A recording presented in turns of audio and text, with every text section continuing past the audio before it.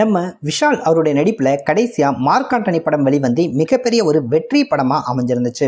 இதனைத் தொடர்ந்து விஷால் அவருடைய நடிப்புல ரத்னம் அப்படின்ற படம் உருவாயிட்டு வந்துச்சு. இந்த படத்தை இயக்குனர் ஹரி இயக்குறாரு.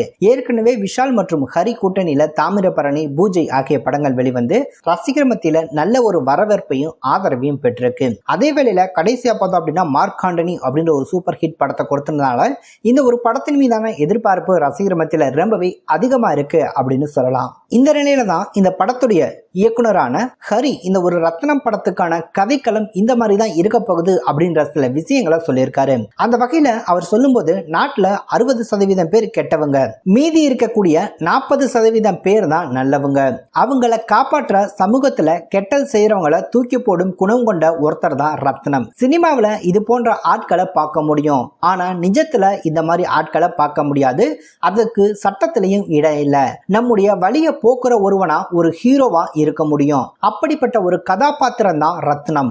சாமி, சிங்கம் படங்கள் எந்த அளவுக்கு ஆக்ஷன் காட்சிகள் ரசிகர்களை கவர்ந்து இழுத்திருந்துச்சோ அதை விட வெறித்தனமா ரத்னம் படத்துல எடுத்திருக்கான். ஆக்ஷன் காட்சியெல்லாம் அப்படி இருக்கும் அப்படின்னு சொல்லியிருக்காரு.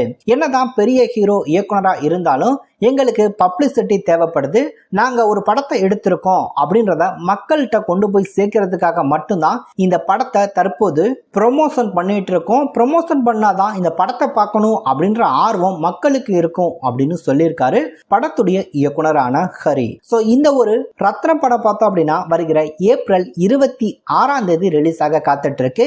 இப்பவே படத்துக்கான ப்ரொமோஷனை பார்த்தோம் அப்படின்னா ஆஃப்லைன்ல ரொம்பவே சூப்பரா படத்தையும் ஸ்டார்ட் பண்ணியிருக்காங்க. கூடிய விரைவில் இந்த படத்துக்கான டீசர், ட்ரெய்லர் அப்படின்னு அடுத்த கட்ட அப்டேட்ஸை நிச்சயம் எதிர்பார்த்து காத்திருக்கலாம்.